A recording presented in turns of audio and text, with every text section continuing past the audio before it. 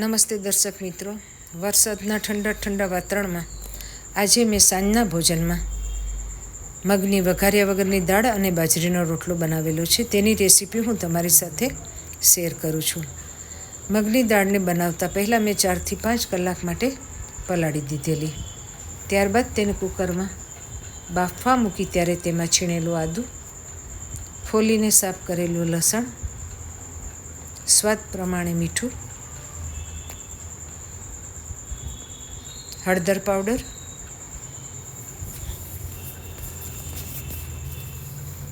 લાલ મરચું પાવડર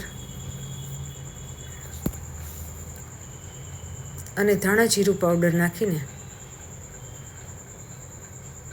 કુકરમાં એક જ સીટી વાગે ત્યાં સુધી બાફી લીધી છે. કારણ કે દાળ પલળેલી હતી એટલે એક જ સીટીમાં બરાબર ચડી જાય છે.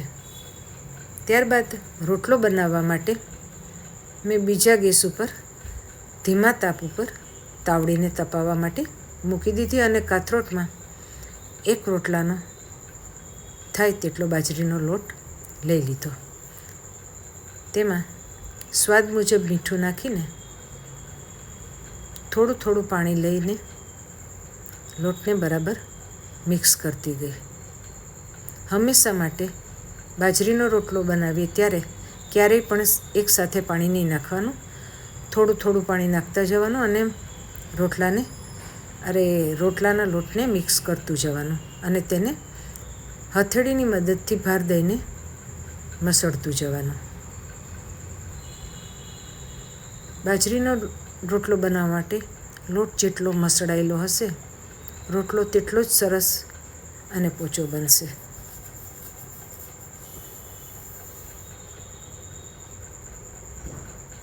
થોડું થોડું પાણી લઈ હથેળીની મદદથી ભાર દઈને મસળી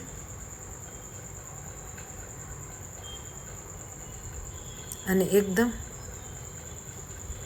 કૂણો લોટ બનાવી લો.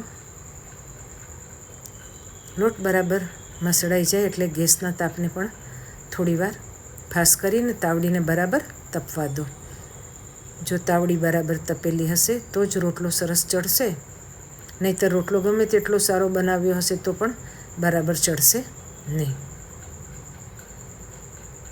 ત્યારબાદ આપણે જેટલો રોટલો બનાવવાનો હોય એટલો લુવો લઈ લો. અહીં મેં મીડિયમ સાઇઝનો રોટલો બનાવવાનો છે એટલે એટલો લુવો લીધો છે. થોડું પાણી લઈ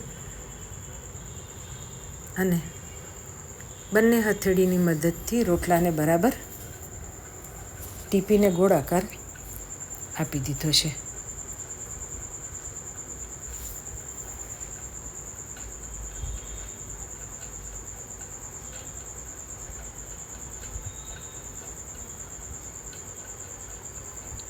તાવડી બરાબર તપી છે કે નહીં તે રોટલો નાખ્યા પહેલાં ચેક કરી લેવાનો.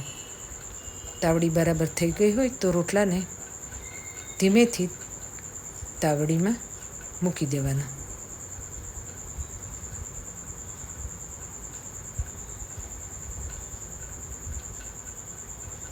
અને જો વધારે રોટલા બનાવવા હોય તો ફરીવાર એક જ રોટલાનો લોટ લઈ અને જેમ આપણે પહેલાં કર્યું તે જ રીતે પ્રમાણસર મીઠું અને થોડું થોડું પાણી લઈને લોટને મસળતા જવાનું.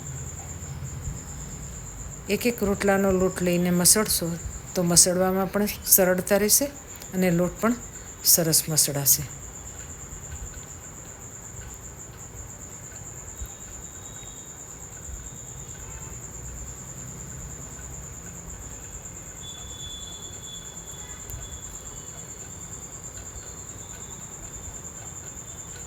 આપણો રોટલો એક બાજુ ચડ્યો છે કે નહીં તે ચેક કરવા માટે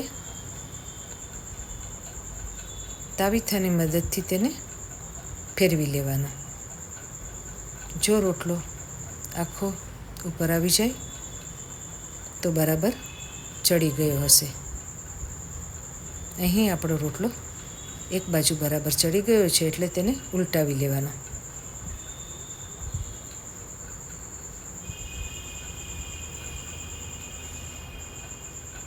અને બીજા રોટલાની તૈયારી ચાલુ કરી દેવાની.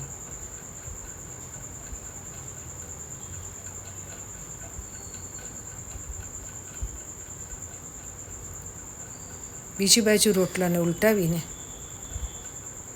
હાથથી કે તાવેથાથી ધીમે ધીમે થોડો પ્રેસ કરતું જવાનું, એટલે રોટલો બરાબર ફૂલી જશે.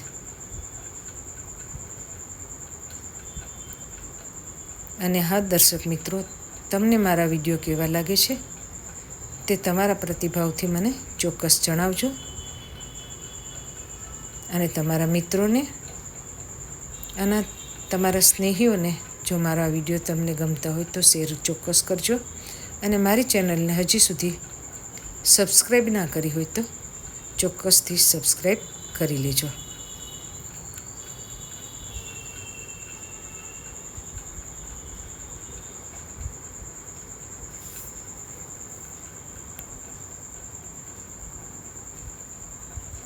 અહીં રોટલો એકદમ દડાની જેમ ફૂલી ગયો છે. તમે પણ આ જ રીતથી તમારે ઘરે બાજરીના રોટલા બનાવશો.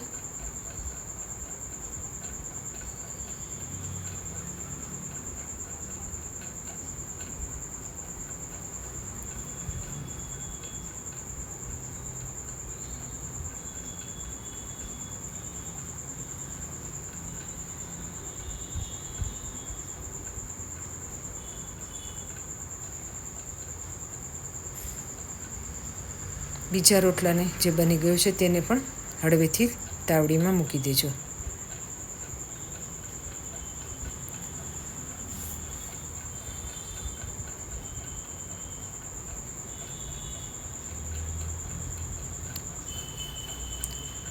રોટલાને ઘીથી ચોપડવા માટે તેમાં આંગળીથી નાના નાના હોલ બનાવીને તેમાં બરાબર ઘી પૂરી લેવાનું. અહીં મેં બાજરીનો રોટલો,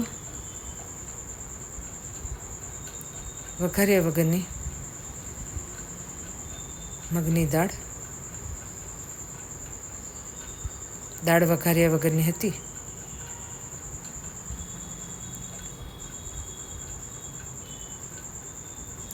એટલે તેમાં મેં માખણ નાખીને સર્વ કરેલી છે.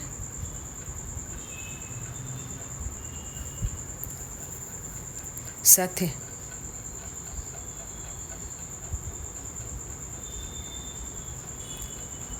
કેરીનું અથાણું,